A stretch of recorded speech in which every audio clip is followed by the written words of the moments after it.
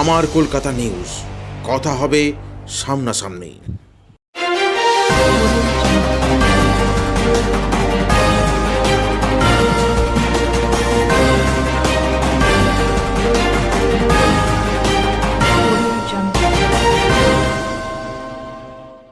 নিয়োগ দুর্নীতিতে ধৃত অয়নশীলের ডায়েরিতে মন্ত্রী সুজিত বসুর নাম থাকা প্রসঙ্গে হুগলি সাংসদ লকেট চট্টোপাধ্যায় কি বললেন শুনুন।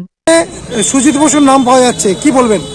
একদিকে স্বামী বিবেকানন্দর বিচারধারায় বাংলার সারা দেশের যুব সমাজ এগিয়ে যাচ্ছে, আর অন্যদিকে আজকে বাংলার কি দুরবস্থা দেখুন, যে সেখানে একের পর এক লোক ধরা পড়ছে।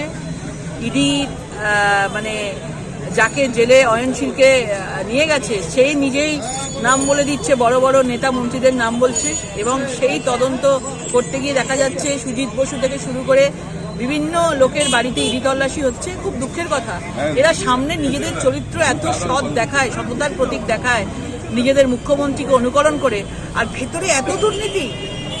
মানে কেউ বলে আমি যদি কোনো দুর্নীতি করে থাকি 1 পয়সার ফাঁসির মঞ্চে ঝুলে যেতে চাই। মানে ফাঁসির মঞ্চ তো রেডি রয়েছে, দুর্নীতি তো বেরিয়েও গেছে, কিন্তু এখনো পর্যন্ত তিনি নিজে কেন ফাঁসির মঞ্চে যাচ্ছেন না? তো বাংলায় এত দুর্নীতি, মানুষের জবাব 2024-এ দেবে। এবং রেশন দুর্নীতি, শিক্ষক নিয়োগ দুর্নীতি, মিড ডে মিল দুর্নীতি, একের পর এক দুর্নীতিতে বাংলা পুরো ভরপুর হয়ে আছে। 2024-এ বাংলার জনতা, বাংলার মহিলারা এই তৃণমূল সরকারকে মানে উৎখাত করবার জন্য ভারতীয় জনতা পার্টির লোককে পার্লামেন্টে পাঠাবে। আমার কলকাতা নিউজ, কথা হবে সামনাসামনি।